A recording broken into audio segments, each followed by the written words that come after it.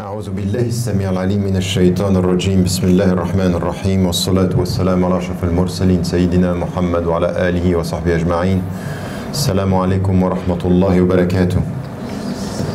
Thank you so much for your invitation, your introduction, and also for giving me the opportunity to be involved in your project with this foreword that I wrote a few months ago, which was a foreword introducing the readers to understanding Al-Quran, or at least to understand in which way we have to deal with it when it comes to understand its meaning.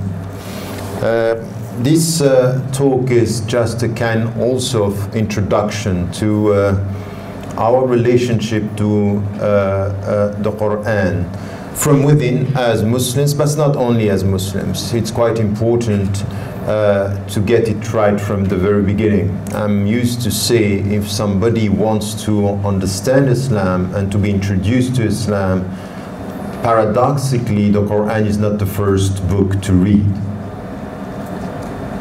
Why? Because the Quran is not an easy book. It's not an easy text. On a spiritual side, it's easy for anyone to get the spirit, to get the light. But if you want to understand the meanings, if you want to understand Islam, you have to be equipped when reading the Quran. And many people, you heard about this just after September the 11th in the States. Many people just jump onto the Quran. I want to understand. That's fine, but you know, you start reading the Quran with after Al-Fatiha, which is the opening, with Surah Al-Baqarah, which is the longest surah in the Quran, the longest chapter, and it was revealed after 13 years. So you start reading verses that are not chronologically following the revelation. So you don't get the very meaning, because what you get at the beginning is quite detailed, and it's in fact at the end that you get the big picture. So the overall spiritual message of Islam is at the end, and the detailed revelations are at the beginning. And if you go straight to this reading, you can be misled. And I always say to people, if you want to introduce yourself to Islam, start with the biography of the Prophet, peace be upon him. It's through the seerah, his biography, that you get, and a seerah that is helping you to get his life, the time, and the history with the revelations, that you can understand what happened. And then you come to the Quran, then you come to the text. But it could be very difficult to start with the Quran. It's not a rule, because some of the people, they heard the Quran. You know the story of Yusuf Islam, Cat Stevens. In fact, he came to Islam through the Quran, because he read Surah Yusuf and said, this cannot be written by a human being. And some, by listening to the Quran in Arabic without understanding what was said, the beauty of it attracted them. But this is something which is not understanding Islam, is the heart which is core. This is another story. I'm here talking about understanding Islam. Understanding with your mind, understanding the rules, understanding the principles. So to be called with your heart is different from understanding with your mind the principles of your religion. Now, so this is an introduction before the introduction. Now starts my introduction. Just for you to follow where I'm heading. So my introduction is first to say three things. The first is, when we come to the Quran, we should understand that we are going to deal with a message that is at the same time simple and complex. And this is the very essence of everything when it comes to the Quran, is twofold. So simple as to the light that you can get, complex as to the principles that you have to extract. So it's not an easy book, and the way it is put has nothing to do with chronology, nothing to do with topics, nothing to do with intellectual structure. It's very strange. And at the same time, you have things that are new, things that are repeated, cycles and linear. So everything is there, And if you want to get the overall message, you have to be equipped and to understand that it takes time, it takes effort, and it takes intellectual commitment. So, simple and complex. Second thing which is important is, once again, for anyone who comes to the Quran, there is terminology that should be apprehended and understood. Terminology means there are concepts that are very important. And it starts with something where we Muslims, speaking other languages, we have been misled, in fact, by the first translators of the Quran. If you come to the Bible and to come to the Torah, if you come to the previous holy books, in fact, in the Bible, we are talking about something which is the way the Psalms were recited. And this was versification, and this is why we are speaking about verses. In Islam, that's not the right word. In fact, if you look at the Arabic here and why I put signs, in fact, the very word that we are using to speak about a verse in Arabic is a sign. Ayah. It's not a verse. Verse is a wrong translation. The literal meaning of ayah is sign. And in fact, this is a book full of signs. And every chapter, which is surah, is full of signs. And what is a sign?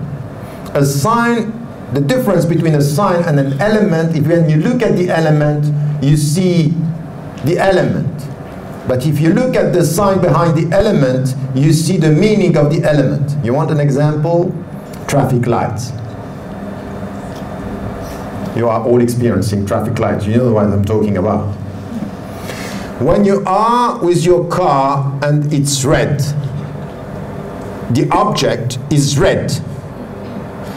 So behind the red, there is a meaning. You know that red means stop. So there is a sign behind the object.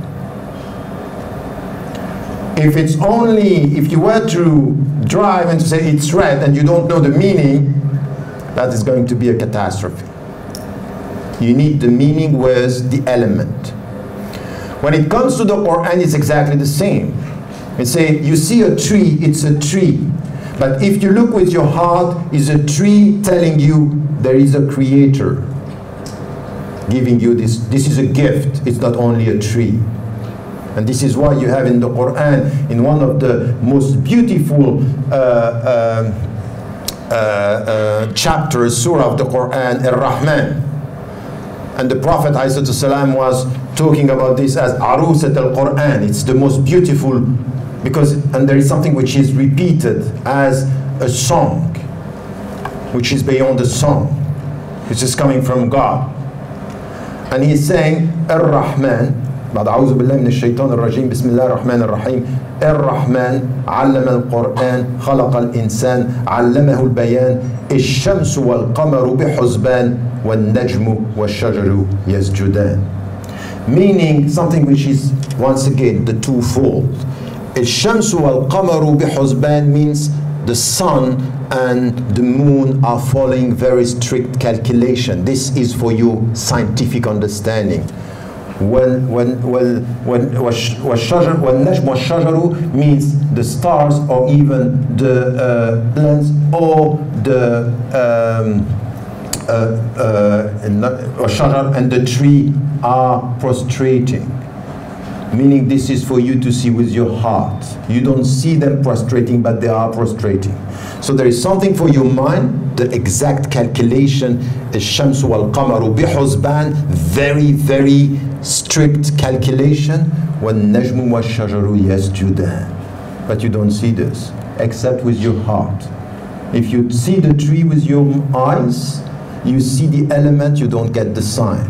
The sign is apprehended, understood through your heart. So once again here, there are signs. And the Quran is full of signs. And what is very important is that in fact, the text is mirroring the universe. Why? Because where are you going to find these other signs? in the universe, in nature. How do you get this? Look at the Quran. سَنُرِيهِمْ آيَاتِنَا. Ayat, the same word. فِي الْآفَاقِ وَفِي أَنفُسِهِمْ. So we are going to show them our signs in the horizon, in the universe. So as much as you have signs with trees, with everything, all these things are elements you will find, and signs you will find them in the Quran. Signs are echoing signs. Book is echoing another book. Read the universe, read the book. Read the Quran, read the universe. Two books, two revelations, two signs, or two sets of signs. So this is why verses is not the right word. And science means two things, again, which once again is something which is important here. As much as you have to understand that the revelation came as a text talking about another text, a revelation talking about another revelation. The universe is a revelation. The Prophet ﷺ was crying when he got إِنَّ فِي خَلْقِ السَّمَوَاتِ وَالْأَرْضِ وَاخْتِلَافِ اللَّيْلِ وَالنَّهَارِ لَآيَاتٍ لِأُولِي الْأَلْبَابِ. In the creation of heavens and earth and the alternation of night and day, there are signs for those who are full of insight. Open your heart. Now there is a second thing. As much as there is a dialogue between the two texts, that the last one is talking about the first one, that the book is talking about the other book, and you know this is something which is opening your mind. Where do you find this in the Western tradition? You find this, it's very important. You can't understand humanism and Renaissance in the West if you don't get it right. That in fact they started to look at the world as a book. Montaigne, Rabelais, the Italian people of the artists were talking about what? The book of the world. The book of the universe. Exactly. Read it. You have to read it. And the Quran is telling you about that. And Abu Hamid al-Ghazali was coming with this expression which is now known. Al-Kitab al-Mastur is the book that is written, while Kitab al-Manshur is the book that is deployed in front of your eyes. A book talking about a book. It's up to you to read, if you are readers. But there is another thing. So you see the couple here? There is another couple which is important. Because to get the elements, the objects, and then to get the signs, you need to read with two things, two faculties. One is your mind and the second is your heart. You need to understand with your heart. And there are things that you are going to get with your heart. And one of the qualification, the negative qualification of those who are rejecting the truth or rejecting God is that they have hearts and they don't understand with their hearts. لَهُمْ قُلُوبٌ لَا يَفْقَهُونَ بِهَا. Qulub, they don't have a deep understanding. Al-fiqh, now al-mustalah, the specialized word for fiqh now is law and jurisprudence. But in Arabic, fiqh means deep understanding. لَهُمْ قُلُوبٌ لَا يَفْقَهُونَ بِهَا. So they have a heart and they don't get it, they don't understand. And you know this is a very simple experience. Sometimes you don't understand the people with your mind, but you understand the people you love with your heart. I hope so. I hope so. I hope that you are experiencing something which is my heart gets it. And in Islam is essential. So why do the Muslims perform ablution before coming to the Quran? Why is it something which is do that? Do you think it's just a physical thing? No, it's a spiritual thing. Be equipped, purify physically your body to open up your heart spiritually. It's to open your mind. Many scholars, when they were to extract the rules, were performing prayers and ablutions before in order to open the heart. Because there are things that you cannot see with your eyes and your heart is opening. It's helping you. And you know the Quran, إنها لا تعمى الأبصار ولكن تعمى القلوب التي في الصدور. Your heart becomes blind. Your heart can become blind, and be careful, you don't only see things with your minds and your physical eyes. What I was saying, you need the physical eyes to get الشمس والقمر بحسبان, and you need the spiritual eyes to get والنجم والشجر يسجدان. You need both. So 2 books, 2 faculties, and always you in between. You should understand that the Quran is a call for personal responsibility. Read and come with all your faculties, your heart and your mind. But you have to come. And this is why the Quran, one of the most important verses that we have in the Quran are always this. Ya ayyuhalladhina amanu.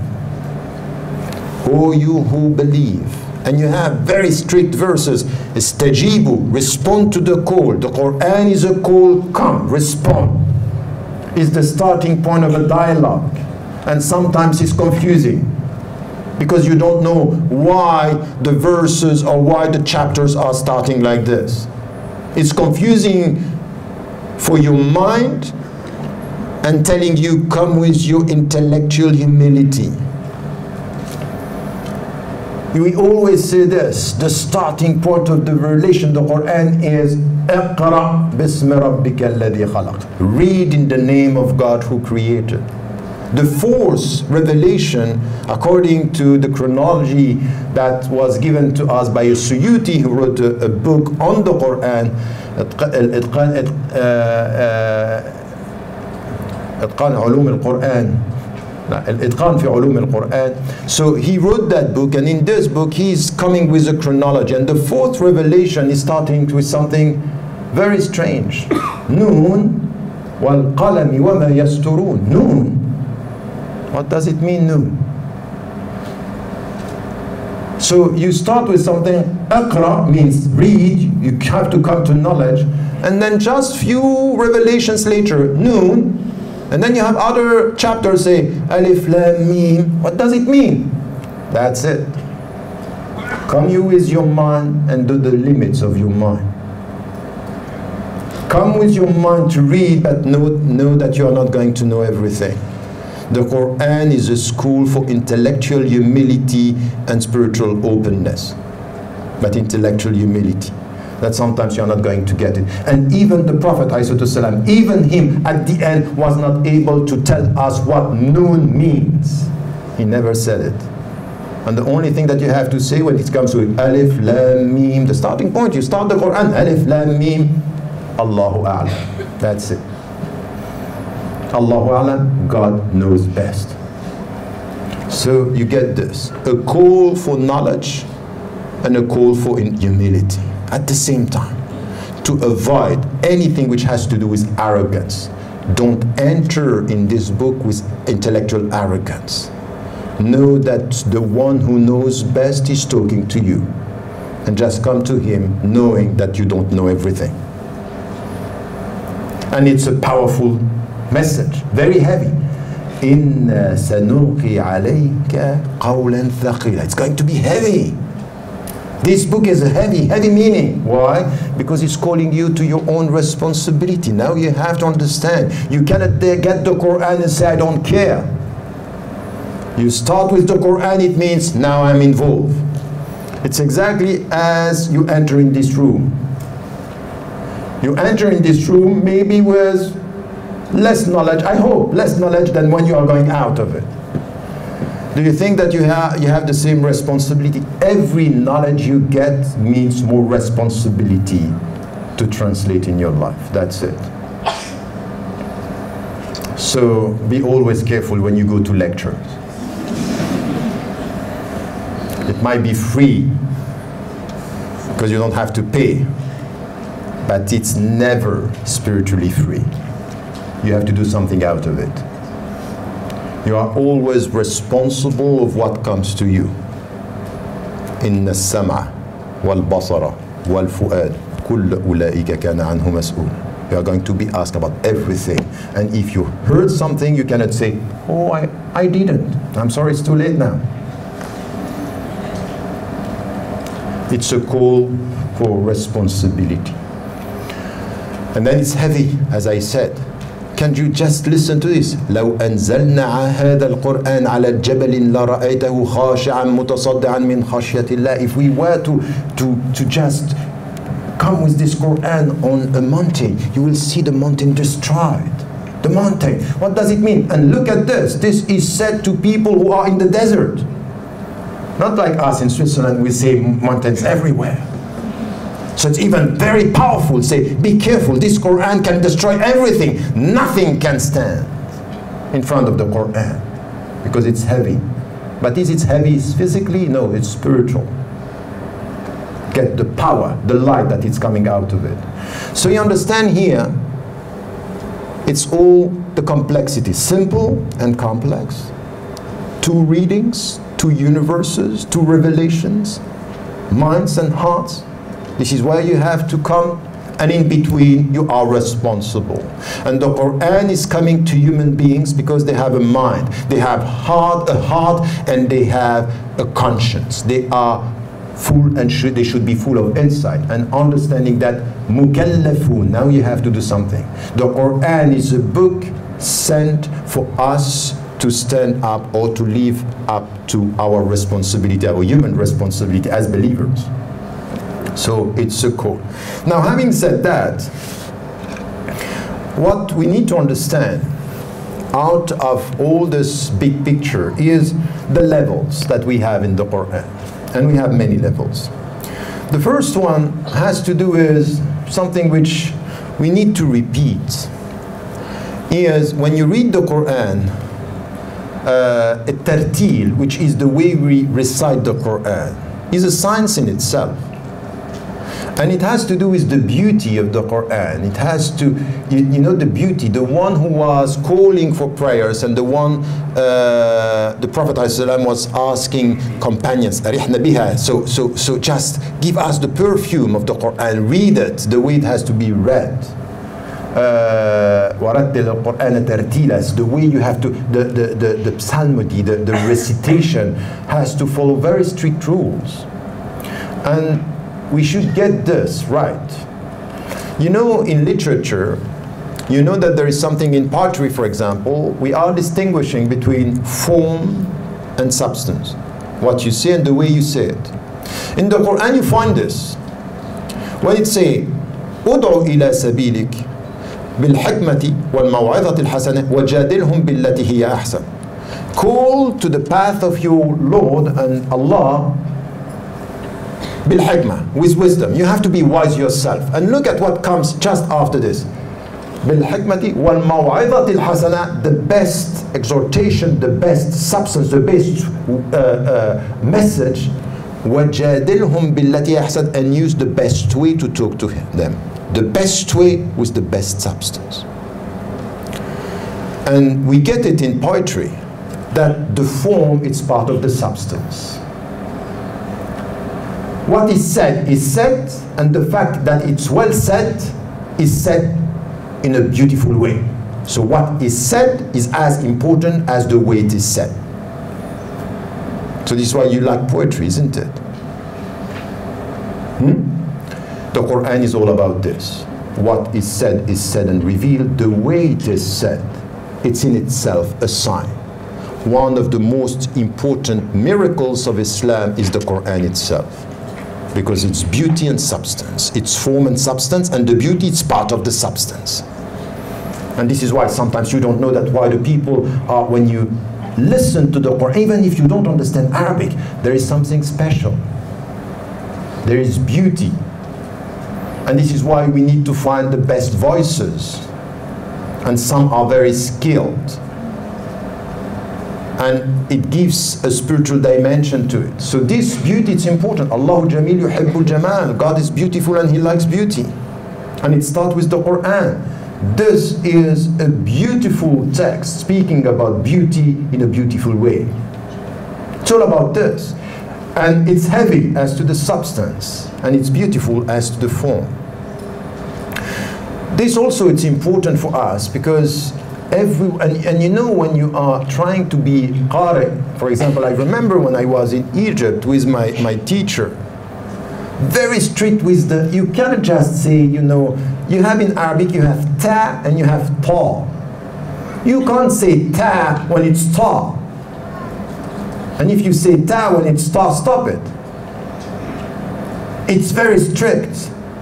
Every single letter has its own calculation, the way you have to. And this came afterwards through linguistic, telling you from where al-ahruf are coming. And you have to be very strict with this. And when you have al-harakat, for example, when you have an alif, it's ta, 1, 2, and sometimes it's 4, and sometimes it's 6. And if you put 2 when it's 6, it's wrong. You are not dealing with the beautiful architecture of the form as much as there is an architecture of the substance. Very strict. So this is where we need to understand that. So why this is important? Because sometimes you listen to some voices say, wow, he's flying with us, with the Quran. You are following and you think it's coming from nowhere? He's as strict with the technique as a pianist with its symphony or its piece. Why? Because when you master the way you deal with piano, then you can improvise. With the Quran is exactly the same. A very technical mastering of the rules, and then you can go. Then you can bring and take us very far. But the Quran is very, very demanding as to the technique of its reading. So this is one, and this is the starting point. Now there is something which is very special in the Quran, and this is very simple. It's very simple and it's very deep at the same time. When you start reading the Quran, there is something that you see which is very important.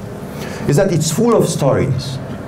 You read the Quran, you have the stories of all the messengers, all the prophets, Moses, Jesus, and other prophets, Abraham, peace be upon them all. You have this. And it's very strange. These stories are coming in the Quran, so you have very simple story. Anyone can understand a story. And then they are coming back. It's in cycle. And sometimes you have the same elements of the story, and sometimes you don't have the same elements. It's something new. So it's the same story, but not exactly the same, and it's coming back. Why? First, get the very essence of a story. When you get a story, if you are a teacher in literature, you can see this with your students. You give them the same story, you can see the levels of understanding. Everyone is taking from the story things that he or she is putting in them. So a story is the same story for us, but not read the same way. Why? Because what you see in the story is coming from your own experience, your own life. You know, the richness of the way you read comes from the richness of your mind and your heart. You put them in the story. So Allah is talking to us through stories, helping every one of us to connect to the story at his or her level. You come to the story with your own level, your own understanding, and you take from the story exactly what you are experiencing at the time you are reading. In fact, the same story is never the same because you are not always the same. Sometimes you come to the story being sad, so the story is going to talk about sadness. And sometimes you are quite happy, and sometimes you are troubled, so the story is talking to you the way you read it, with your own understanding. And this is a universal message for you alone. You read Surah Yusuf, depending when, at which, and sometimes you read again and again, and it's not always the same. It's never the same. The same story which is never the same for you, because you are no longer the same. So it's accompanying you and talking to everyone. And then you read the Quran and the story is coming back. And so what is this? It's a way of dhikr. It's always coming back. It's repeating something which you have to understand. And it, at the same time, is remembrance for your heart and call for your mind. Because if you want to understand the true story of Moses, you need to get all the pieces. So you need to build it with your mind. So you need to be intellectually committed to understand. For example, the story of Adam and Hawa. It's Adam and Eve. It's something which is interesting. Because if you read it, sometimes you say, oh, he was wrong. He was the one who was attracted. In the other part, she. And sometimes both. So who is responsible? In the Christian tradition, she was. In the Islamic tradition, there are more occurrences when he was, or both were. And in fact, at the end, what the scholars came is they were both attracted. It's not the woman that seduced the man. We don't have this in the Islamic tradition. But in fact, if you read the story in one segment, you don't get the whole thing. So the Quran is coming and giving you angles for your mind to ponder, to be humble. And your heart can get the story. So you don't just can come to one segment and say, oh, I got the story. I'm sorry, this is part of it. Allah is calling your intelligence to build on this coming back. And when somebody is repeating you something, it depends how you listen to it. If you listen to it with your heart, it's different from listening to it with your mind. If now I'm telling you, you know what, close the door. Just after 2 minutes, please close the door. Are you going to close the door? So close the door. I said, look, I'm not stupid, because I'm talking to your mind. Now if I tell you, you know what? I love you. And after 2 minutes, I love you. And after 2 minutes, I love you. I'm going to be, I'm not stupid, I know that you love me. Are you going to listen to the same way? Repeating something with your heart is giving you strength as to your spiritual dimension. You love me, repeat it. And I need to repeat this. Repetition with your heart is not the same with repetition with your mind. It's not the same. The way something is repeated to your mind is not different. And the Quran is repeating for your mind and is repeating for your heart at the same time. So it's coming back, the cycles. And this is why you have to be open to this. So repetition could be intellectually an assessment of your lack of memory. And repetition could be a call for the in-depth of your spirituality. Different things. So the Quran is dealing with all these dimensions. And this is something which is important. So the stories are talking to everybody not the same way. And depending on the time, not the same way as well, because you are not the same. Now, the stories are reminders, and this is important. Now, the Quran is through the stories, through the way it's repeating things. It's in fact, it's a journey. When you enter into the Quran, you are going through a spiritual journey. And this spiritual journey is based on something which is important. God is calling you and is expecting from you that you respond to His call. And in fact, it's a dialogue. Al-Quran is a dialogue with yourself, and it's a dialogue with Him. If you start reading the Quran is talking to you. And if you meditate what you are reading, you're talking to yourself. And this is the very essence of nearness.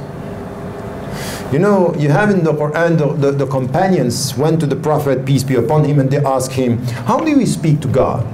Is He close? Is He far? Do we have to shout? Do we have to whisper? How do we talk to Him? And look at the answer coming from the Quran, and you know that the Quran these were very specific answers to specific questions coming from the companion. And say, وَإِذَا سَأَلَكَ عِبَادِ عَنِّي فَإِنِّي قَرِيبٌ أُجِيبُ دَعْوَةَ الدَّاعِ إِذَا دَعَانِ. If my servant are asking you about me, I'm very close, I'm very near. I respond to the call of the one who is calling me. When do you call Him? When you start reading the Quran, it's a call. You are calling him. You want him, and he's responding. In fact, he started the process. He sent revelation to call us. Ya ayyuhalladhina amanu, come, and then you come, and then you enter into a dialogue. But this dialogue is to be close to him. Where is God? Where is God? We don't know where is he. But the knowledge of God is where? We have it in the Quran. يا أيها الذين آمنوا استجيبوا لله وللرسول إذا دعاكم لما يحييكم واعلموا أن الله يحول بين المرء وقلبه. And know that the knowledge of God is between you and your heart. So when you come to the Quran, you are coming between you and your own heart. You are coming back to yourself. So it's a dialogue with the self, which is in fact a dialogue with God. To read the Quran is to start a dialogue with him. With this miracle, which is he will be always here when you go to find you and you try to find him. And if you are not finding him, it means that you are not looking for him. Because if you start looking for him, he will be here. By definition, this is what he's telling us. And this is the very essence of the Quran. So this is where you understand the spirit. And this is for everyone. This is the simple dimension. Go for it. You don't need a mufti. You don't need a sheikh. You don't need anyone but your own will and your own commitment. Yourself being committed. This is it. And it could be at every time for everybody. This is the beauty and the universal message of Islam talking to your heart. And open your heart. And whatever you get as the secret coming from this is for you. And sometimes you see things, you know, in the mystical tradition, you say al-nur, which is coming from what you have in your heart. It's a protection. The Quran is protection. وَإِذَا قَرَأْتَ الْقُرْآنَ جَعَلْنَا بَيْنَكَ وَبَيْنَ الَّذِينَ لَا يُؤْمِنُونَ بِالْآخِرَةِ حِجَابًا مَسْتُورًا. When you read the Quran, we are protecting you from all what the people who don't believe in God are saying or doing. You are protected. It's a book of dialogue and protection. It gives you strength, spiritual strength. So this is where you will get it from the Quran. Now, that's the first level. What now it's important is to differentiate this from other levels that are much more complex. And unfortunately, some of our brothers and sisters, they think because it's given to everyone to read, they are going to do with the Quran things that are not right. For example, we know that the Quran was revealed over 23 years. And not all the chapters, first, the chronology is not, the first revelations are at the end. So these very short chapters that we are reading now very quickly were the starting point of changing, in fact, the spiritual conversion. You know that Allah subhanahu wa ta'ala, al-muqallib, ya muqallib al-qulub, one of our supplications towards Allah is that He's changing the state of our heart. In fact, He changed the state of the Prophet's heart by starting with very short verses at the beginning, but changing everything about the way he looked at the world. وَالضُّحَى وَالسَّمَاءِ, all this, the sky, the down, the trees, al-fajr, everything was to be changed. So it was an intellectual, spiritual conversion through the very short verses at the beginning and chapters. And then came the more detailed thing. But there is something here which is important. It's for us that because it was revealed over 23 years, some of the verses are connected to very specific situation. And you need to connect these verses with a specific situation, especially, for example, some of the verses. No one can deny the fact that some of the verses in the Quran are dealing with violence. They are talking about wars and violence. Yes, you find this in the Quran.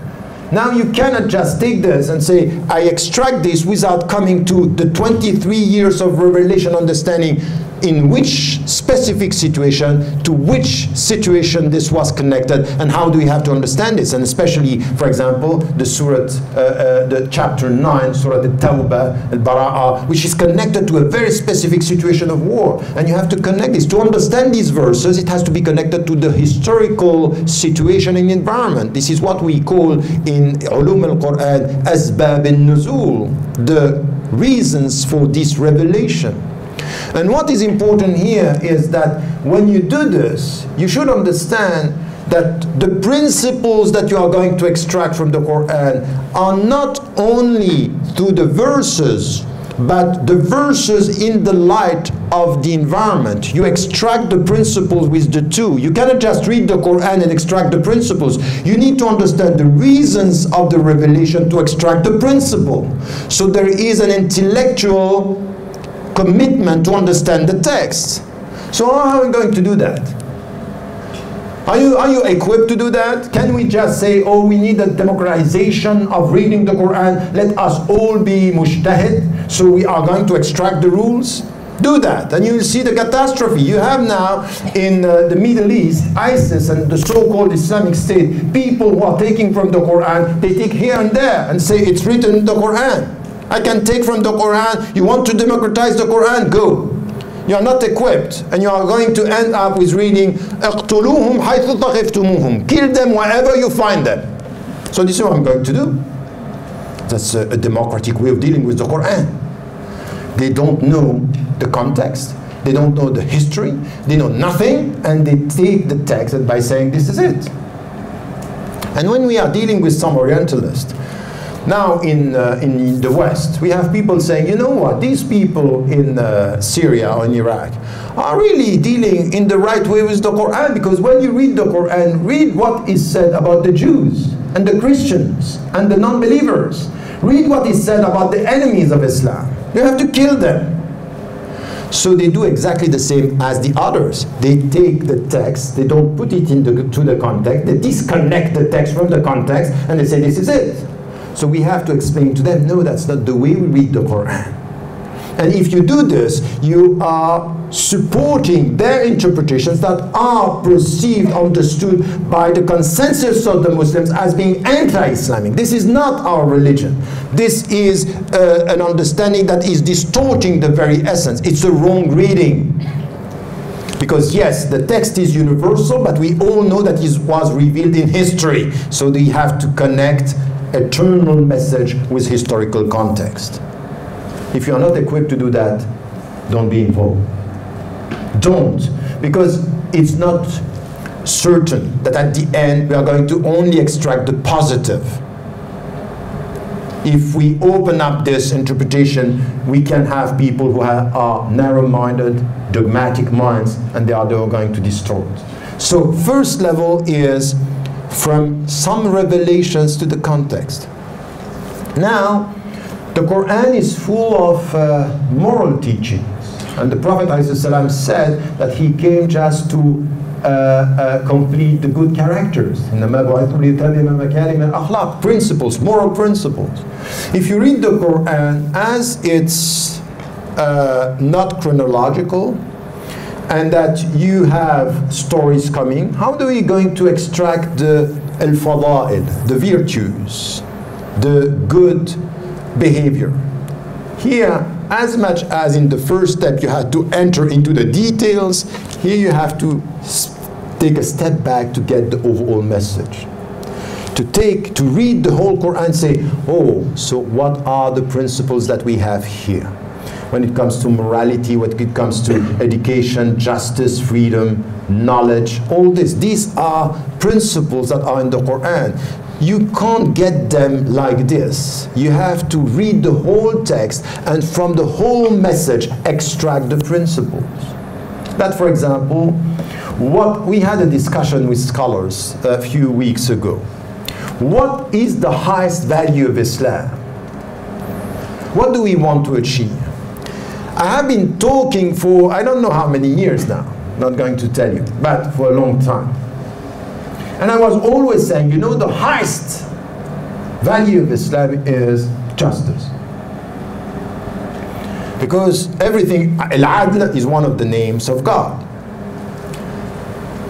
And Al-Qist, Inna Allah yuhibbul muqsitin, is equity and it's also justice. Inna Allah ya'muru bil-adl, God commands justice. And then I was reading the story of Lubaba in the Prophet's life, And in fact, this story, you know that Lubaba was one of the companions. And when the Prophet was to leave Medina, he was the one who was in charge of Medina. He was a high profile. And once he had a problem with a tree that was his belonging. He was the owner of the tree. And this tree was exploited by a poor guy that was exploited the tree. And then Lubaba wanted the tree back. And the poor guy went to the Prophet ﷺ and said, I have been doing and working on this tree, and this was my subsistence, my living, and I want to keep it. And Lubaba said, no, that's mine. This is justice. And the Prophet ﷺ was trying to tell him, give it to him. You are right, but be kind. I said, no, that's my right. So one other companions were there, and the companion said, I'm ready to buy this tree. I give you all my trees, but I want to buy this tree. And he said, yes, of course. So justice and business. So he took the trees and he gave it to him, and he took the tree and gave it to the companion. And then you understand here that yes, it's good to be right, and sometimes it's better to go beyond justice. And then you come to the Quran. Inna Allah ya'muru bil 'adl wal ihsan. Al-ihsan is something which is excellence. Is that's my right, that I can forgive you. It's my right, but I forgive you. That's my right, but I give it to you. That's my right, but I show empathy. Something which is beyond your add with your mind is beauty and generosity and empathy with your heart. Is sincerity. You are giving more. And even to forgive. Because to forgive, you need to go beyond justice. If you are obsessed with justice, you are not going to forgive. You are going to remember and to remind the people, that's my right. So we should struggle for justice, but not worship justice. But we have to struggle. And then I changed my mind by saying it might be that it's not justice that is the highest value. Now, I'm coming with something which is out of all the studies saying at the end, all what we are trying to get in Islam as the supreme value, min al-fada'il, is something which is in its very name. And Allah is As-Salam, and He's calling us to Dar as-Salam, and He's asking us to find Salam in ourselves and with the people. In fact, Islam, when you come to Surah Al-Baqarah, is ادخلوا في السلم كافة. Enter into Allah's peace with all your heart, your mind, and your being. And in fact, everything that we are trying to do in our life is exactly this. Ifshu salam, spread peace around you. A Muslim, by definition, is trying to spread peace with his own self or her own self. I am trying to be at peace with myself, which is the highest level of being with God. النفس المطمئنة, my inner peace, it's essential. But I try to be at peace with nature. And all the ecological calls today are just try to be at peace with the environment. Because if you destroy the environment, you are going to destroy yourself. Peace with nature, peace with your fellow human beings. And even if you resist the oppressors, your intention should be, I want peace with justice and dignity. I'm resisting your oppression because my role in this world is to promote peace, and you are promoting troubles and killings. So this is something which is important, is how do we construct this? You have to have the whole message and dealing with the Quran and try to extract the principles. And so as much as you were with the details, now you have with the global message. And then there is a third level. How are you going to deal with the rules? You can't read the Quran and extract the rules in an easy way, because it's not chronological. If you read, for example, the Quran, you won't get the right chronology, for example, as to the fact that you cannot drink alcohol. Because the one who is telling you fashtanibu, that you have to stop, chronologically it's come the last one, but in the text is not the last one.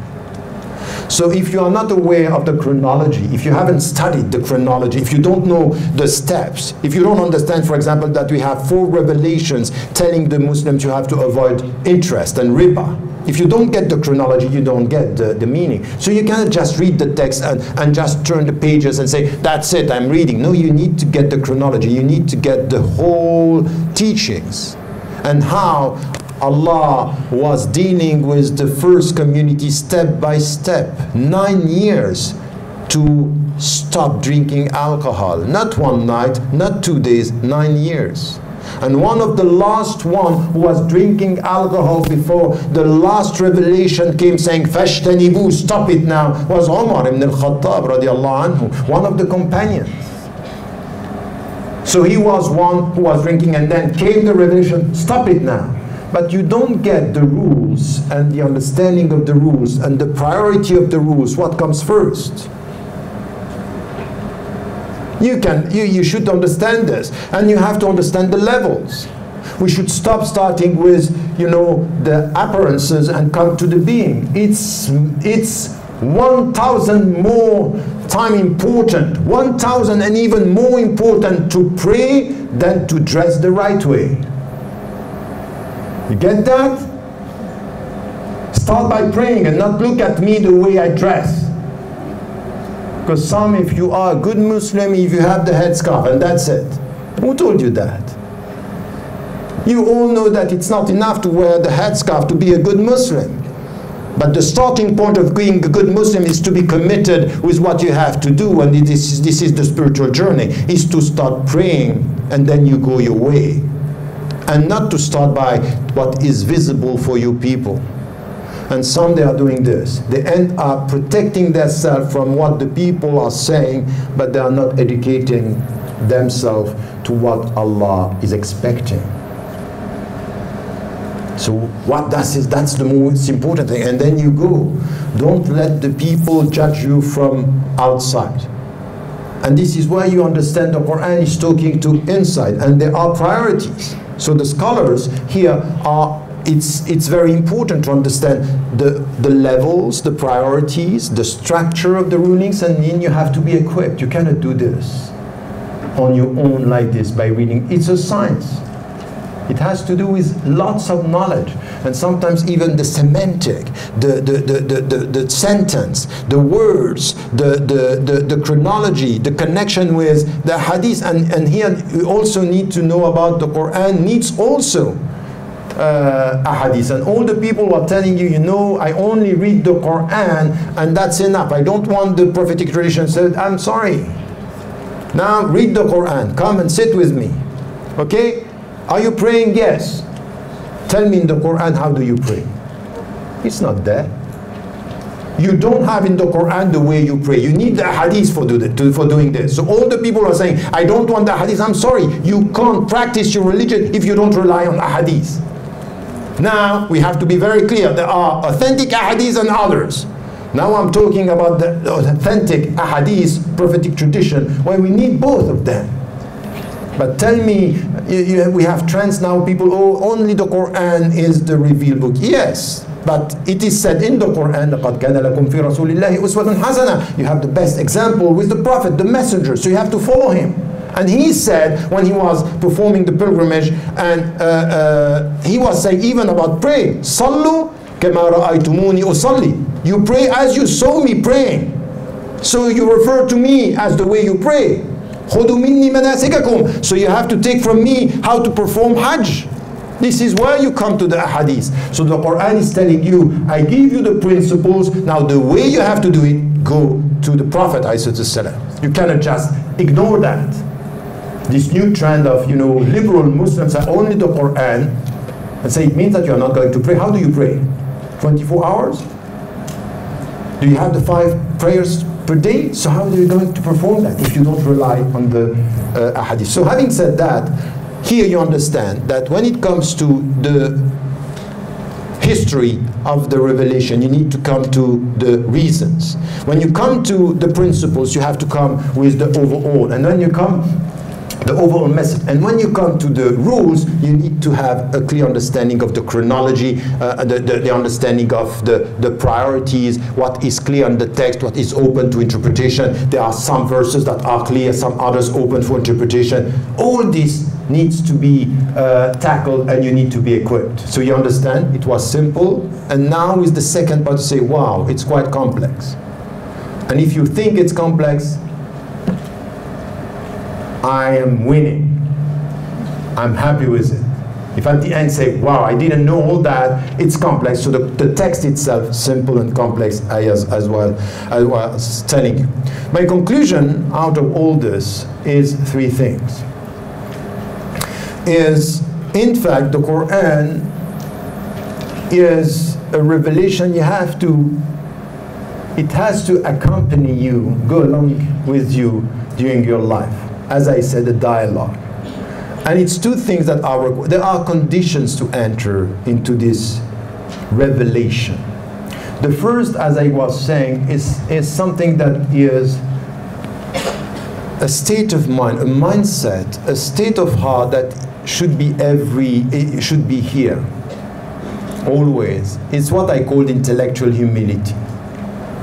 It's really to be humble with your mind and knowing that Abu Hamid al-Ghazali, when he was talking about Nurun ala Nur, it's light upon light, as we have the organization here. Light upon light is the light of this revelation coming to the light of your heart and your mind, because you have two lights. And the first light that you have is the al-fitra. It's this spark that you have in your heart, and then you are yearning to get an answer. Wherever you are, wherever you go on earth, you will find the people always yearning for an answer. Why am I here? Always. And this is what we call the fitra. It's there. We want to know why.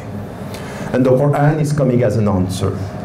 But between the answer coming from God and you trying to find Him, this intellectual humility, it's essential.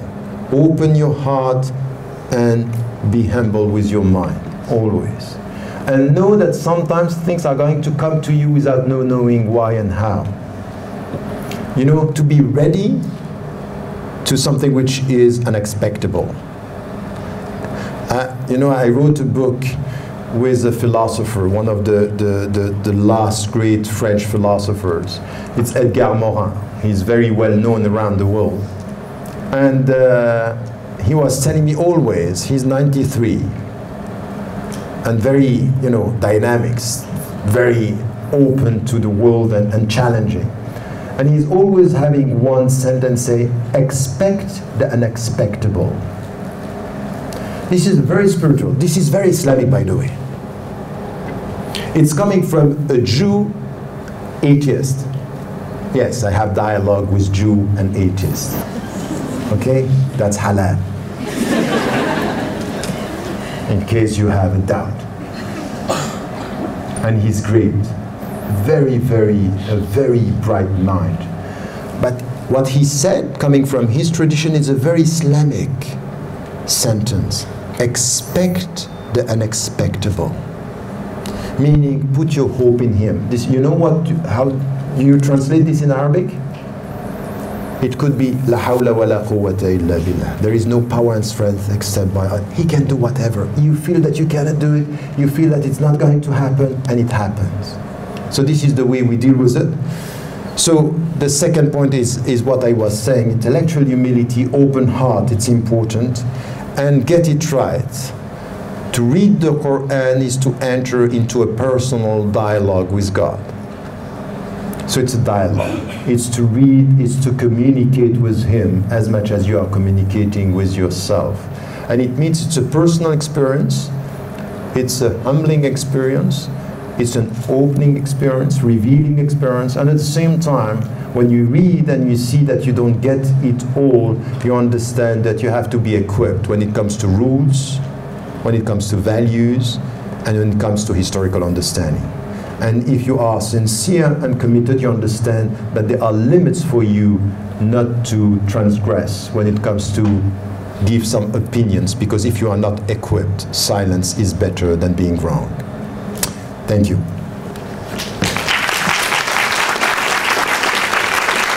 will sit there.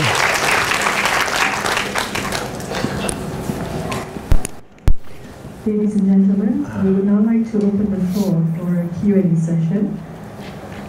You may use the microphones available at the stars on the left and right side of the aisle of the auditorium to address your questions to Professor Tariq Ramadan.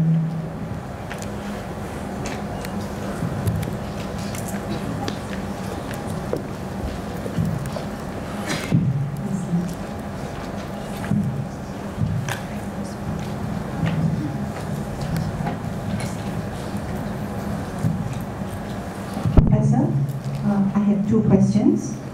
I don't speak Arabic, so what would be the best translation in your mind to understand to understand the meaning of the Quran? Yeah, that's question number one. Number two, you were talking about how the verses were revealed not in a chronological order. So how do you, in order for us to understand it from start to end, in a way that would not get us confused about the message, after the Al-Fatiha, what is the next verse that we should be reading, or should we just read it the way it has been put together for us?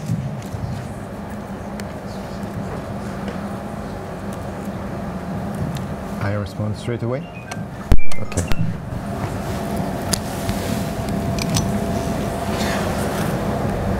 Bismillah. Thank you. The first question is what is the best translations? I think that you have many translations, and I would suggest to everybody not to rely only on one. There is one translation that it's interesting because it's at the same time there are some explanation that you had from Muhammad Asad. It's a translation that I like and I used a lot. But Yusuf Ali, it's also a translation that you can use. And I would say not only one, you can use two. You have a very literal translation that is provided by the Saudi government, because they have a center for translation that are quite interesting. I don't agree with some of the comments that they are making in the translation. But at least what is interesting is that they are very strict with the Arabic words. So it could, you need to look for not only the meaning you like, but also sometimes the very clear understanding of some of the words. So I would not only take one and that's it. I would have two or three, and you go and read here and there, and sometimes you can see the differences and it helps you. I would also suggest to every one of you to take few weeks and months of your time to get something which could be between 800 and 1,000 Arabic words that you try to get to understand, to have the meaning. And you know what? With these 800 to 1,000 words, when you then listen to the Quran in Arabic, you start understanding more. And you start understanding because it builds the foundations of what the Quran is all about. With 1,000 words, you get the essential. And then it gives you another relationship with Arabic. Because it's very important not to get only, the recitation, but to, when, for example, you are praying in Taraweeh during Ramadan, just to get the meaning. And if you don't get this, for example, for some of the people who are going to pray Taraweeh, they don't know Arabic. I would suggest, as you know, that the people are going to read one third years every day, so it's one chapter or one section. Just go and read it in English before, in order when you listen to be connected to the meaning. We have too many Muslims. Some of them, they know the Quran by heart, they don't know what they are saying. And I think that we need to be much more connected to the meaning. So it's good, the translation are necessary, but sometimes you can have, I would suggest to take time to have Just the foundational semantic structure of the Quran could come out of these words. Now, if you come to what we call al-qira'at ta'abbudiyya, what I was referring to at the first part of my talk, which is the spiritual connection with the Quran, dealing with the stories, talking to yourself, meditating, read the Quran the way it is.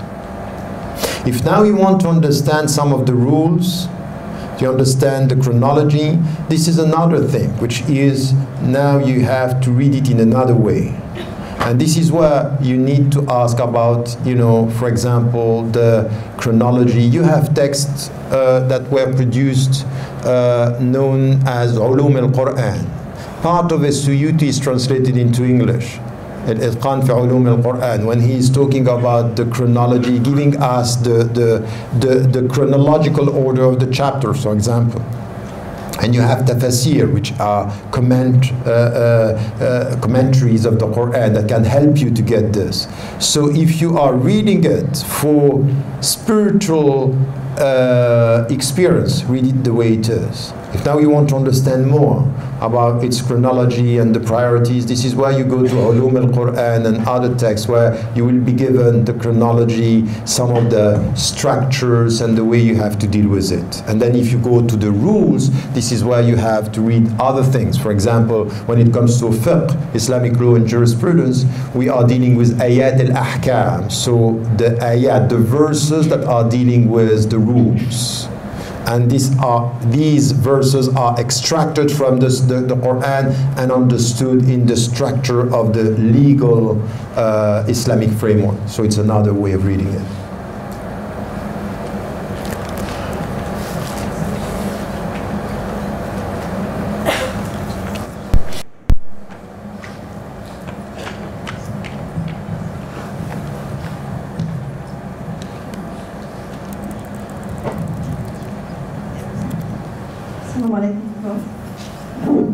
You did mention that the Quran is substance and revealed in the most beautiful way. Is this not an example of how we should do da'wah? That it should be, the delivery is very important with peace, and this is sometimes something which is missing in the Ummah when we do da'wah. If I may, just what do you mean by substance? That's what you said. No, in da'wah. What you're trying to You took the mic from her because I'm quite asking questions. I was just asking, what do you mean by substance when it comes to da'wah? What are you trying to promote? What are you trying to propagate? Yeah. To intrigue others. So the way we have to put that, you mean? Okay. Look, you know, I started by saying when it comes to the Islamic terminology, we need to have a better understanding of the words. And da'wah, it's a complex concept.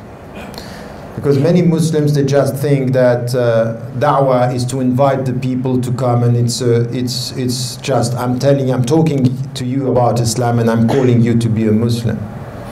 In fact, the very essence of conversion is none of our business. It's between Allah and the people. The Prophet ﷺ was going along a young Jew for years, and he never asked him to convert till the end, where the young asked his father, "Can I?" While the Prophet, peace be upon him, was here. And if you come to the Quran, you understand that da'wah is something which has to do much more with the people who is calling, much more than the people that we are calling. The verse that I mentioned, "Ud'u ila sabili rabbika bil hikmati wal maw'izati al hasani wajadilhum billati hiya ahsan," is all the characteristics are referring to the one who is calling. "Ud'u ila sabili rabbik bil hikmah," with wisdom. Be a wise man or a wise woman. Wal maw'izati al hasana is the best exhortation, the best meanings. And jadilhum billati ahsan, talk to them in the best way. The way you behave, what you say, the way you say it. You, the one who is calling. So the substance is here. And this is why I'm saying, if you want to understand da'wah, you should understand the other verse, which is وَكَذَلِكَ جَعَلْنَاكُمْ أُمَّةً وَسَطًا لِتَكُونُوا شُهَدَاءَ عَلَى النَّاسِ. We made you the nation of the middle path in order for you to be witness to the truth to people. We have to be witnesses and stop talking about Islam with words, but experiencing Islam with behavior. That's the true da'wah. The true da'wah is to be a witness. And this is what I'm saying even to Christians and to the people around me. Don't talk to me about your values. Show your values in the way you behave. And the Muslims are the first to speak. We speak too much. Muslims are too much speaking about Islam and not enough experiencing Islam. So I would say to people, you know, some didn't understand when I was saying this 30 years ago. Talk about God without mentioning God. Say, what are you talking about? If I talk about God, no, it means be the one in your behavior, with your wisdom, with the way you speak, with the way you serve the people. The people, you should be a question for the people because you are a gift. You understand? A gift. When you get a gift, you say, where does it come from? It's a question. And the question is, why do you behave like this? What is the reason of your behavior? And this is for you to look for. It's not for me to give you the answer. But for example, there are people that are doing things that, you know, in the way they are dealing with the... I always, you know, I have in my family, in the people that I see, very simple, ordinary Muslims, but the way they serve without talking too much, they don't always, it's not making, I'm a Muslim. This also was the answer after September the 11th when the Muslims in the United States were putting a step, proud to be a Muslim, say it means that you have a complex if you put it on your heart.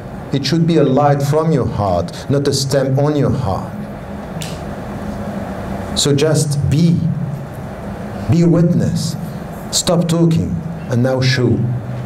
And I would say that this is the new visibility of Muslims should be out of behavior, not out of speeches.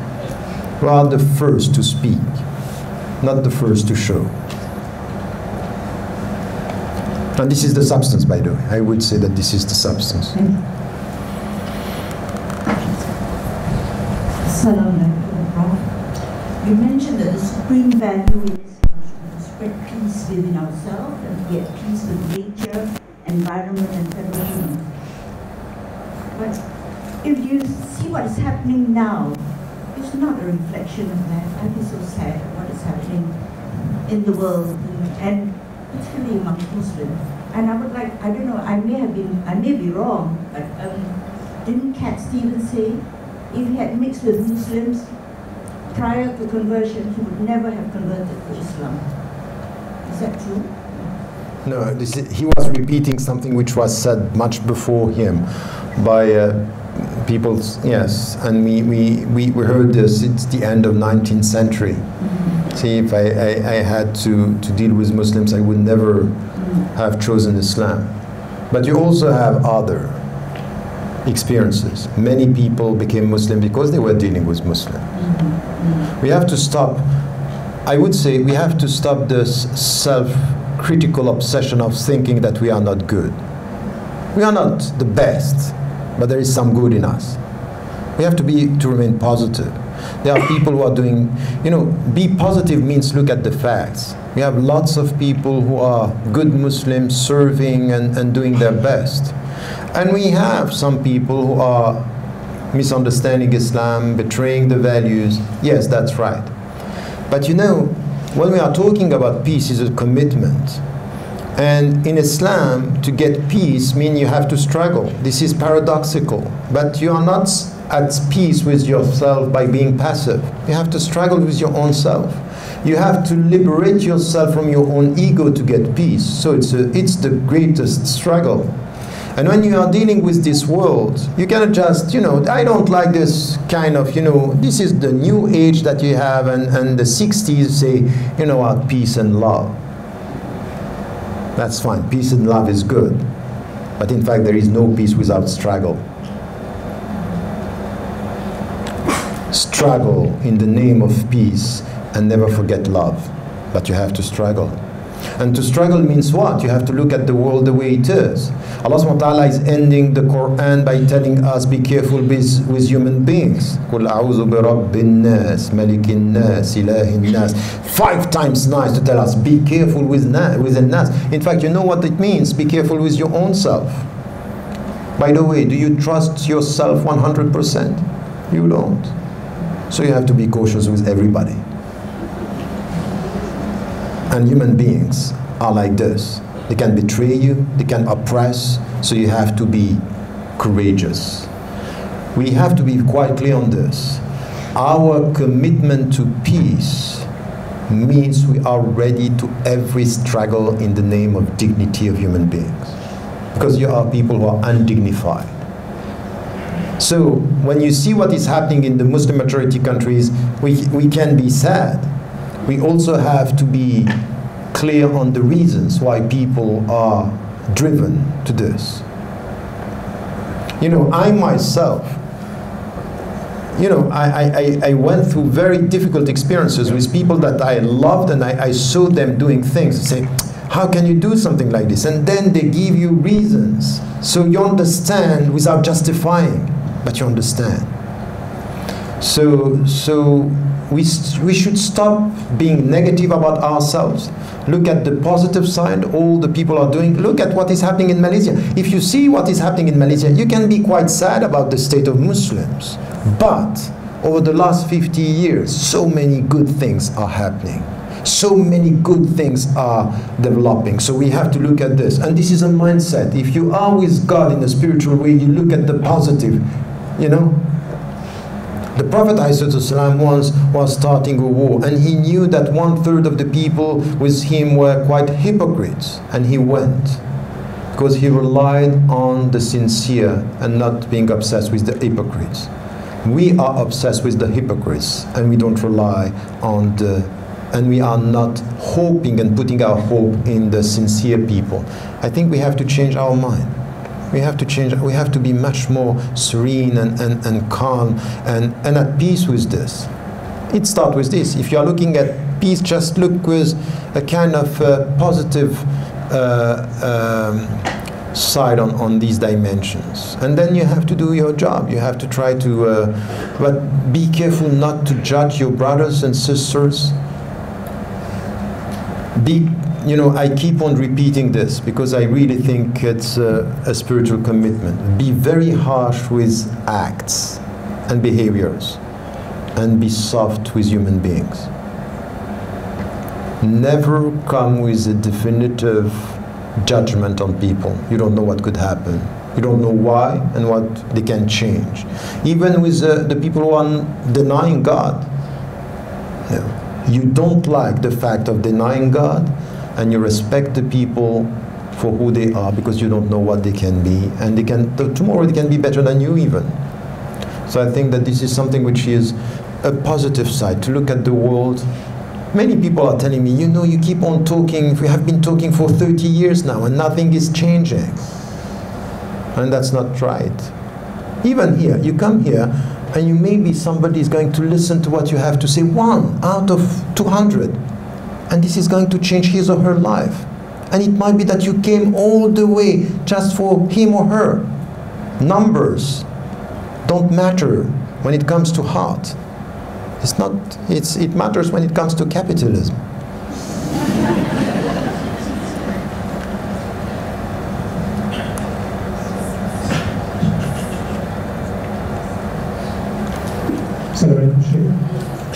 First of all, I would like to thank you for your lecture.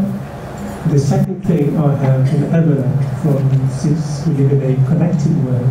I have an amulet from someone that you know in France. I'm a French citizen, and this person lives in North, and his name is Azouz the Breton, and I would like to say thank you for coming to Nantes in June. The last thing is my own question. That's a personal message. Okay, got it. It's a collective work. I knew you were coming here, and just wanted to say thank you. The third thing is my own question.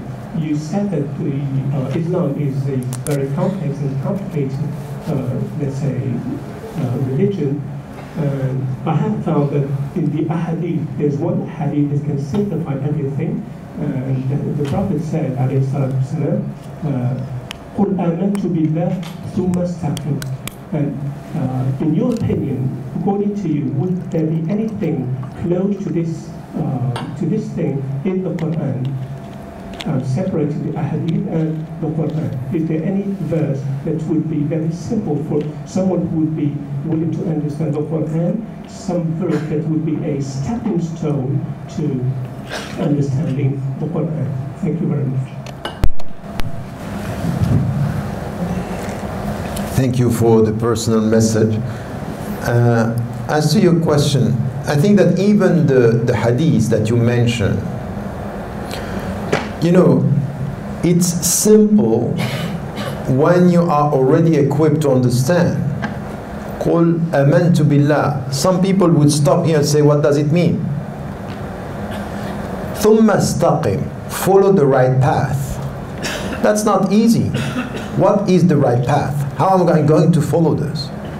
So there's commitment between believing and behaving that could be very simple if you are equipped, you have something here. And this is why in the Quran, if you start with Surah Al-Baqarah, you understand, بعد أعوذ بالله من الشيطان الرجيم بسم الله الرحمن الرحيم ألف لام ميم ذلك الكتاب لا ريب فيه هدى للمتقين. This book, there is no doubt about it. It's a guidance for whom? For the people who are full of God consciousness. In fact, for this book to be a guide, you have to have already this God consciousness. If not, it's not going to be a book. هدى للمتقين لا ريب فيه, because you are already believing that it's coming from God. So we should also be very cautious with things that appear to be simple and are not as simple as that. This is one. The second is, I didn't say that Islam is complex. I say Islam is a set of very simple principles. In fact, Islam is a simple religion. But Islam is telling us that this simple religion with simple principles are to be dealt with a complicated life. And anyone who is going in the name of the simplicity of Islam to tell you that your life is simple doesn't get it. No, my life is complicated. And it's very complex to deal with simplicity. It's not easy at all. It's not easy for some, the struggle to pray, the struggle to be strict with some rules.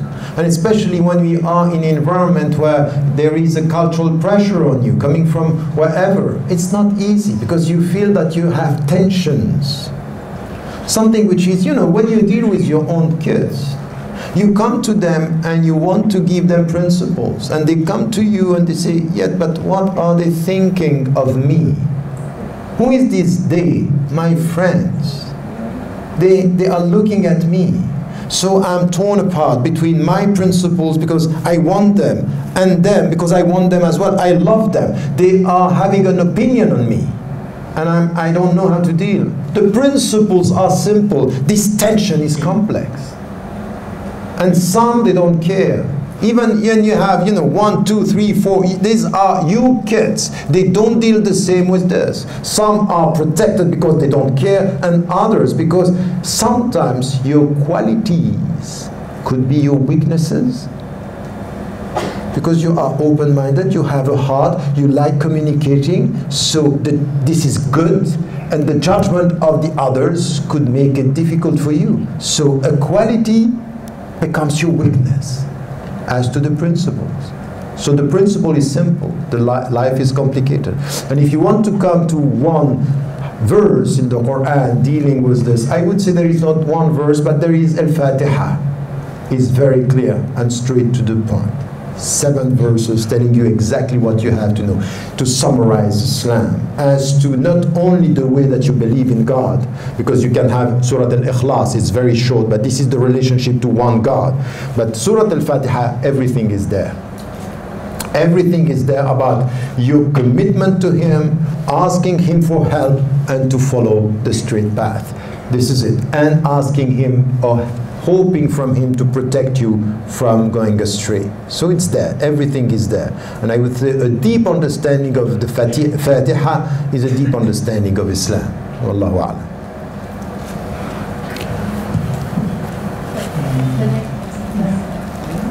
Thank you, Professor, for a great lecture. A couple of weeks ago, you slammed Western media for inciting Islamophobia. Are there any independent and impartial views that we can look through? What did I do?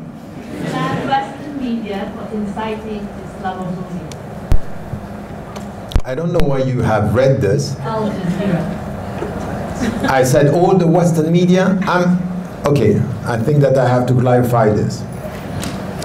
I don't like this kind of generalization, and I don't think that what I did was this in Al Jazeera. What I said is that yes, some media and mainstream media are nurturing a sense of, you know, targeting and stigmatizing the Muslims in the West. Not all of them, by the way, but the mainstream media, and in some countries more than others. And I would say that I am questioning and at least bringing some journalists to task and to their responsibility when it comes to what are you doing by nurturing always this discourse and rhetoric about Islam and Muslims being always alien to the society. So, but not all the journalists are doing this, and I have met journalists even in France, and I'm mentioning this. Now, in a recent, if you go on my website, it's in English, in Arabic, and in French. I'm trying in my Facebook official to have everything in the 3 languages. If you go there, I just wrote something about the mainstream journalists in France by telling them, in fact, what you are doing today is nurturing and normalizing a discourse that yesterday was only promoted by the Front National and the far-right parties. You are normalizing this discourse. And I think that this is your responsibility now also, this is what I'm saying to the journalists, to look at other actors, other realities on the ground, and to understand that French Muslims are French, and they are part of this society. European Muslims are Europeans. So this is a call for the journalists, but I'm not generalizing, but I'm really afraid of this tendency that we have now, and in fact even in the States is exactly the same. It's not only in Europe. 2 things are important. I don't know any media that is completely free from ideological take. Of course, there is an ideology. It could be through the owners, or it could be from the states, or it could be from different sources, and there are majority trends everywhere in the West, and even here in Malaysia. If you think that there is one completely independent media in Malaysia, please introduce me to them. Because it doesn't happen, if you get me right. So we are all working for somebody. Now you have some journalists that are courageous, that are independent, they are ready to struggle. And I think that we have also to be positive and to show that some are doing the job. Not all the journalists are just, you know, they don't have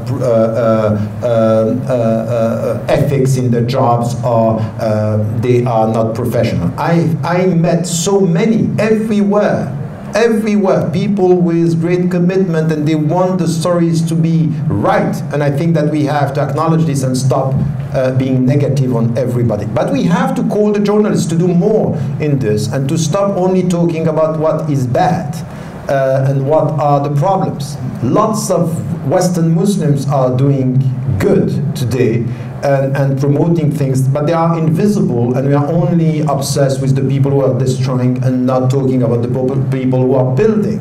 So it's also a challenge. So I think that there is another responsibility. And it's also something that I'm always repeating to Western Muslims, as well as I'm repeating here. I'm repeating it here. Is the Muslim citizens in Malaysia or in the Muslim majority countries or in the West, they also have a great deal of responsibility about which type of discourse we have in the media. Because we don't have enough young and not so young sisters and brothers, Muslim women, Muslim men, going and talking and knowing how to talk and being involved in the media. We keep on blaming the journalists, and we don't know who has to go there. We are not organized, we don't have a voice, and we complain all the time. It's also our responsibility to have the people to go and to talk. We are the first to be critical. We sit down in our living room and look at this one, he doesn't know how to speak. And what about you? What about you? Why are you disappearing? Why the Muslim, and even sometimes Muslim women are asking me to speak about women in Islam. I'm sorry, I'm still a man. It's not going to happen. Where are the women going and speaking about this? Go and speak. You have a voice, you have a mind, you have your freedom, you have your autonomy. Do the job. And now if they don't want to listen to you now, with your commitment, with you being on the ground, it's going to change, because you cannot deny reality all the time. At one point you have to face it.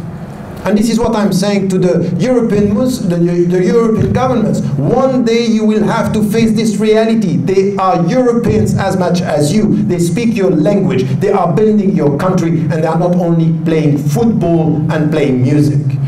They are human beings. They have a culture, they have a voice, they have a religion, they have principles. Listen to them. And I say to the Muslims, now it's your turn. Stand up.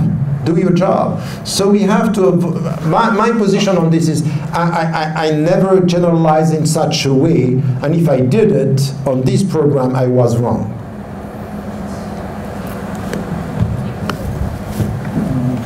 Assalamu alaikum. Professor Ramadan. I'm French.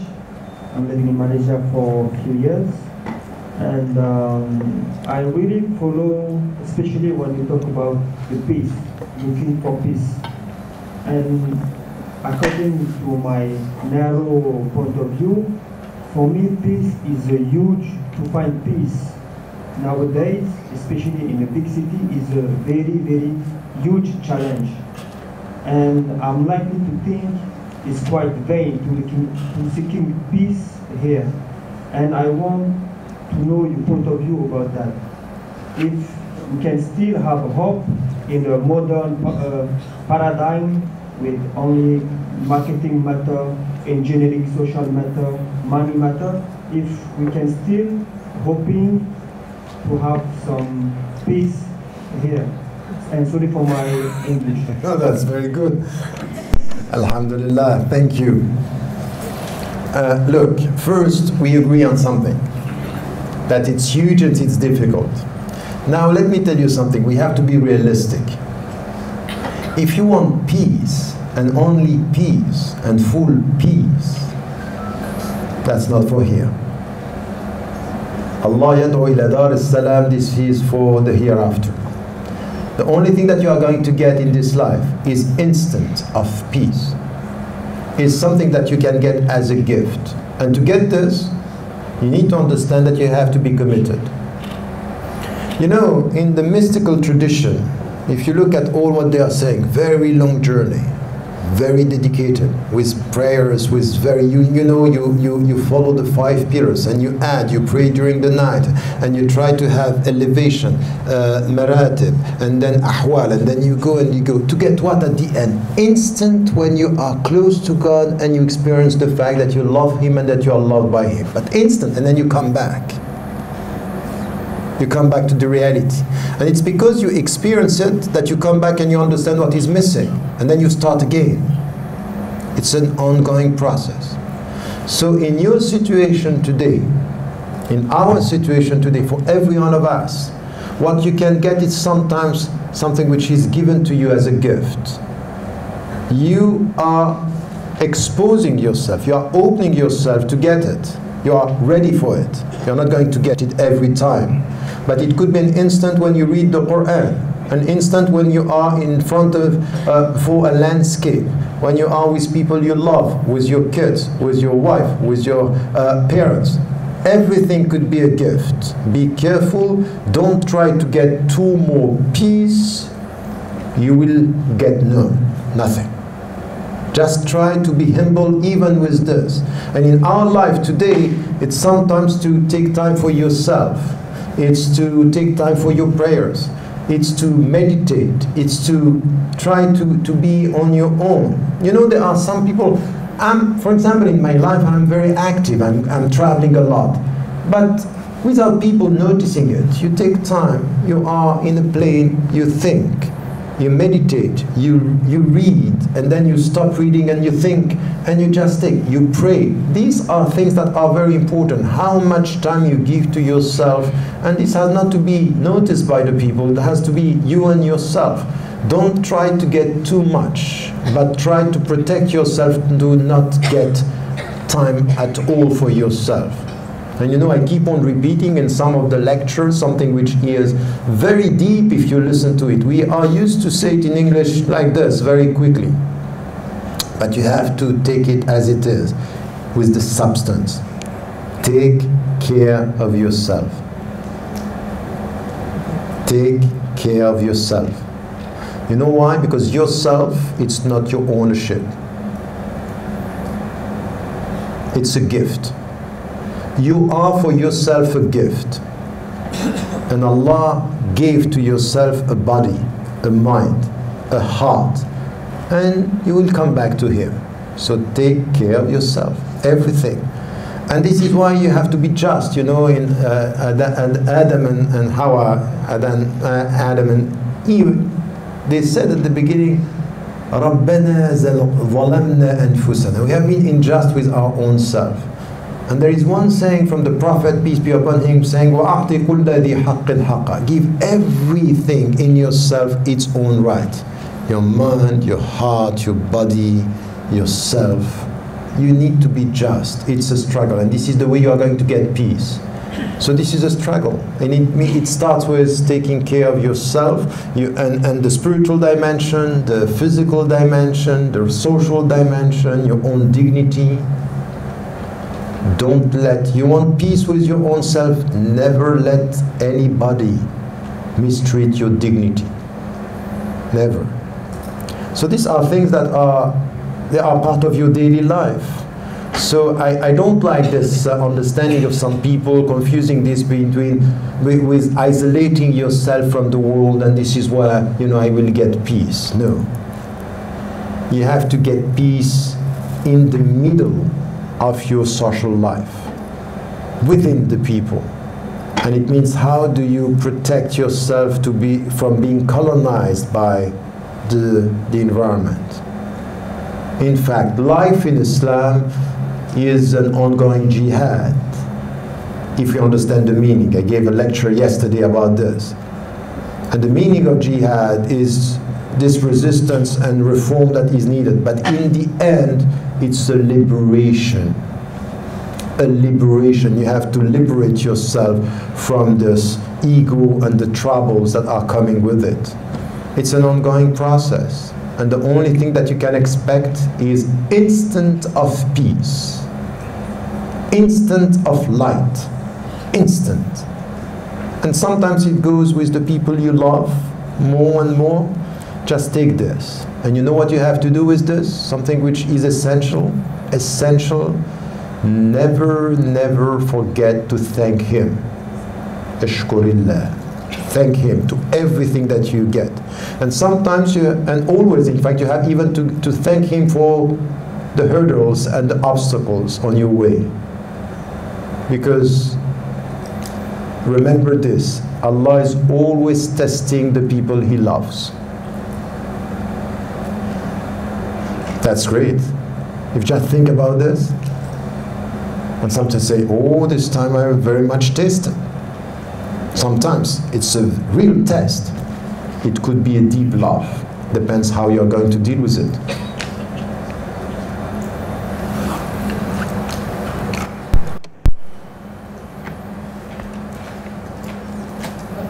Hello.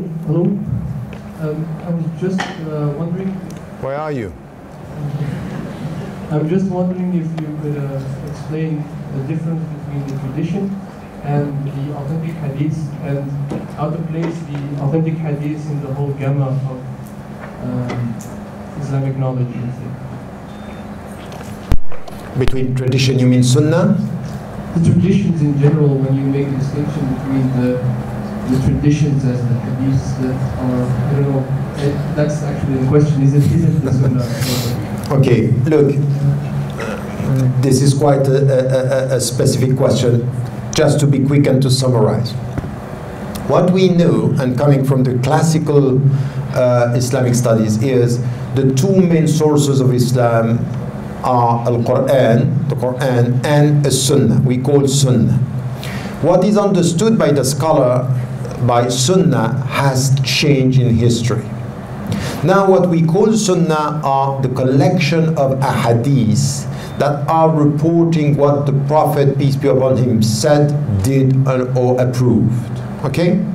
Said, did, or approved. At the beginning, the Sunnah, when the Prophet himself was talking about the Sunnah, this was understood in a wider way. For example, Malik, the first of the four traditionalists that we have today, wrote a book called Al-Muwatta. And in this book, he is integrating in the ahadith and with the ahadith the way of life of the people, his own opinion as part of the Sunnah. Why? Because he was relying on the authentic ahadith. Authentic ahadith means these are the ahadith that we know through the chain of transmission and through the content that they are considered as authentic and acknowledged as being so. And they are the minority among all the ahadith, because the great majority are considered as weak. It could be from da'if to or Hassan, and sometimes Hassan is not considered enough just to be used as supporting a rule. But we have classification. In ulum al-hadith you have up to 43 to 48, even more depending on the scholar, classification of authenticity. At the highest level it's considered as, so it's a science in itself. So some are considered as not.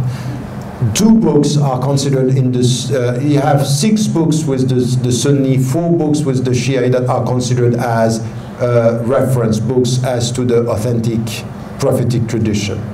So it's a science with its own classification, and now we have discussion about even some of the ahadith that were considered as authentic, and still now it could be a problem as to the substance, the content, and matn itself. So it's not as simple as that. So you have all this discussion, and then you have the discussion on Sunnah, where Sunnah was not only the legal dimension of the prophetic traditions, it was the way of life, it was the understanding by the people and integrated into it. And it's after Shafi'i with Usul al-Fiqh and this work that he did on the categorization,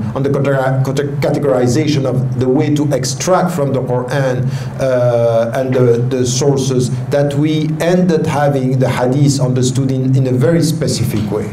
So you need also to deal with history to understand the history of the scientific concept in the Islamic tradition. So it's very complex on this. Now, what we know is in Islam, you have the Quran that is not undisputed, and you have ahadith, and among these ahadith, few ahadith that are at the highest level of authenticity that rely on them in order to get the essence of our religion. That's it. And then you have discussion about so many different levels. I hope I clarified the... How much ahadith are there at the highest level?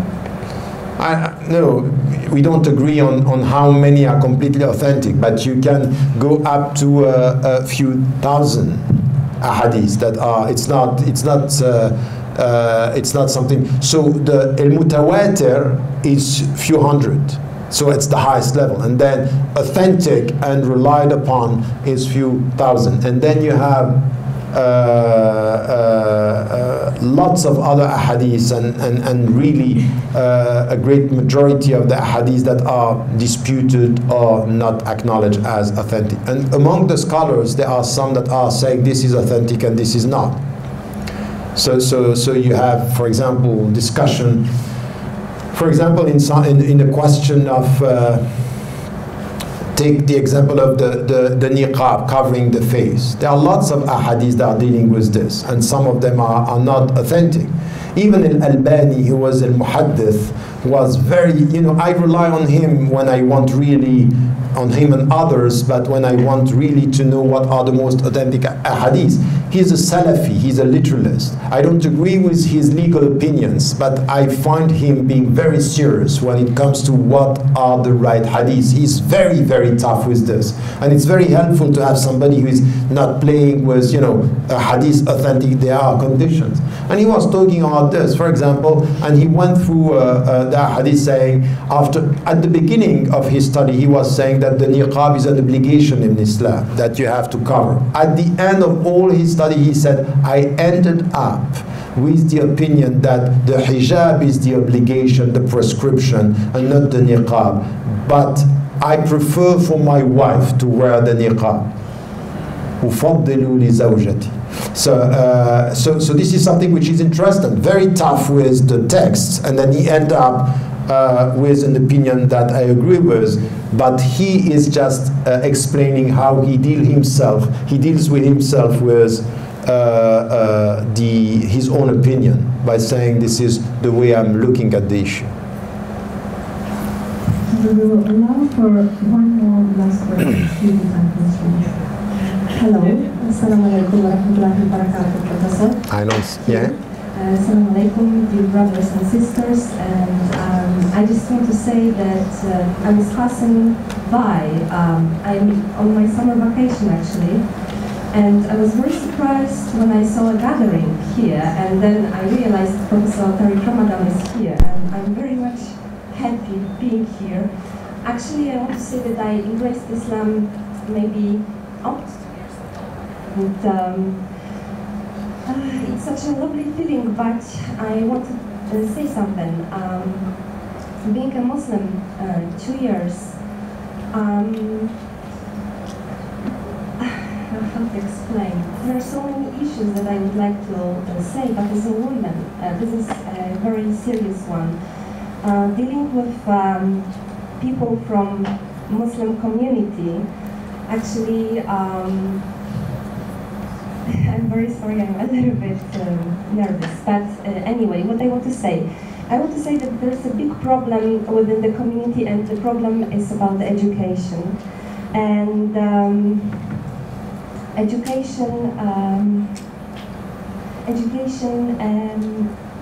Islamic education. People lack knowledge, and also this is the reminder for myself, because I'm from Poland, I'm Polish Muslim, I'm coming, what is so-called from the West, although I don't like this fake distinguishing and distinction between West and East, because I think that we are all connected. And the problem is, the problem that I found is how Muslim women and Muslim men think about themselves, because I had so many conversations with people, and when I talk to them, and for example, some men, they told me, well, I think that men is superior than women, and then they are quoting Quran, and they are just quoting some hadith, and for me it's very much surprising, because I was raised completely differently, and this is not Islam, this is not in Islam, and I think it's a cultural heritage or whatever. But what I want to say, this is it. I just want to say that we need to learn as much as we can, and please, my sisters, learn, and please, I'm telling to myself that we need to always continuously study, and please, men, let women breathe, because this is,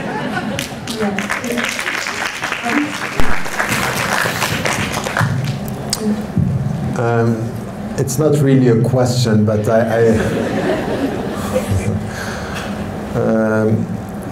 just to react on what you are saying, because at the end, what I understand from your experience being a Muslim is to look at embracing Islam and dealing with Muslims. These are two different things. And it's really, your point, it's important, and it's even important here, because you are calling Muslim women to go for more education and Muslim men to let women breathe. And I would agree with what is behind what you are saying. At the end, and this is also connected to the positive, to be positive about the way we look at the community, but not being positive and being passive or acknowledging the state of affairs. That every one of us, at the end, a woman as much as men, should be committed to learn more about Islam, to learn more about the principles, to be a witness, and this is something which is important, and then also in this process of getting the knowledge, to do something which is very necessary everywhere, to be able to distinguish between what is coming from the cultural heritage and legacy and what is coming from the Islamic principle. Because many things that are now presented as Islamic, even in Malaysia, are much more from the Malay culture or the Asian culture than from Islam. And this is a struggle. This is very important. We have to liberate ourselves from the cultural colonization. There are many good things in the Malay culture and many things that are wrong. Many things that you have to challenge. And men and women, by the way. And it has to do with something which is a permanent struggle. You have to deal with this. This is a very important struggle, a very important thing. And many, and I would say for you, even though you don't like the fact that we are talking about Western Muslims or European Muslims, still there is, I agree with you that it's sometimes misleading. But I would say to the Muslims or to the convert to Islam or the people who are entering into Islam, don't deny your cultural origin. Take from it what is good. Because some are trying to make you an Arab or make you a Malay, and you have to change your culture in order to be a good Muslim. And I keep on repeating this. This is something which is an ongoing struggle. It's the only way for you to liberate yourself from the cultural colonization is a better religious education when it comes to Islam, and to understand some of the principles that are beyond this, and to be equipped to go for this struggle. This is a personal commitment. It has to come from every one of you. And you have the right to ask. You have, you know, a convert to Islam, Jeffrey, I forgot his family name. He wrote, maybe you will remember him, he wrote a book called Even the Angels Ask. Jeffrey Lang, right. So he converted to Islam, and he was fed up with this mentality of Muslims. When you are a good Muslim, you don't question. And you come to the Quran, Sami'na wa ata'na. No, Sami'na wa ata'na is for clear-cut verses, wa aqimu salat. But you have the right to ask, why do I pray? Once I'll pray, why? The why is essential for you to feel at peace intellectually. And you have the right to question. And then you need to question in order to get the right answer. Don't have taken for granted answer that you just repeat and you don't know what you are talking about. At the end it will come back to you. At the end, you will not feel at peace when you have superficial answer to deep question. You have to question, and you have to get the right answer. And this is your personal intellectual jihad. For men and women, question and look for answer. That's the point. And stop, please, because we are here in the museum. It's about arts. Stop being consumers of lectures who come every week to listen, to think that this is knowledge. What we did this morning is not even an introduction to an introduction. You are behind the door. You still have to enter into the world of knowledge by reading. If we have in the Quran, read how many books are you reading? How much time do you allocate to your education, to your liberation, to your autonomy? How much time do you take to read and to structure your mind? Muslims are now transforming even the speakers. We are now, you know what they are saying in the United States or in Europe? Tariq Ramadan is a Muslim pop star. Look at this. You know why? Because they have a problem and they are mentioning a problem. You are looking at scholars in the way which is not full of intellectual commitment, but sometimes as, here's the one I listen to. That's wrong. You listen and you are critical. You listen and you read and you check. There are many things that you have to stop this. This is a capitalist culture. Don't do with the ulama and don't do with the speakers what they do with Michael Jackson and think it's halal idealization. Idealization by definition is haram. You have even the scholars, even Malik, even Ibn Hanbal are saying, everything that I say is right, you take it. But if I'm wrong, you reject it. Meaning what? Check it. Check it out. Do your job. So this is something which is essential. Stop idealizing and stop going to lecture thinking that this is where you are getting knowledge. Lectures are just introduction to knowledge. It's just an incitement to go to knowledge. It's to entice you to go for that. That's it. So I would insist on this, and especially when it comes to, for example, arts, it's all about you. Look at the things around you. It's an open space to get a better understanding of a heritage, a legacy, the richness of this tradition. So you have to reconcile yourself with this. You are coming from somewhere. You are not here to please the people. You are going to please Him. And to please Him is where do you come from? Where are you heading? Are you equipped? Inna khayra zayd at-taqwa. At-taqwa it's God consciousness. It's your best provision for the journey of life. But it's demanding. So please do this and be involved. And I would just ask you as well, because as I'm coming here, I'm trying to do this work of pushing the young scholars, the students, to be involved in the fields where they feel good and they feel that they have some skills.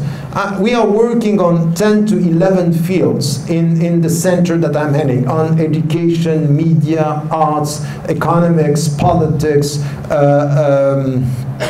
bioethics, sciences, gender, men and women. And by the way, it's not only about women, it's also about men, because we have problems on that. So many fields. If you are working on this, if you are interested in working on ethics and thinking about this, even if you are not a scholar, but you are a student or you are interested, we want to connect with ordinary Muslims to push you to do the job, to think about it, to produce papers, to produce and to read about what we are trying to do. So I'm not coming only here to please you for 1 hour. It's also to push you to think about your own commitment beyond this visit with our connections. It could be through the website, the KAI Center, the Center for Islamic Legislation and Ethics, through what you are doing even here with the institutions that you have in this country. This is also a call for you and through all the media. I'm using all the social media, but I want the social media to be also introduction to. It could be Facebook or Twitter,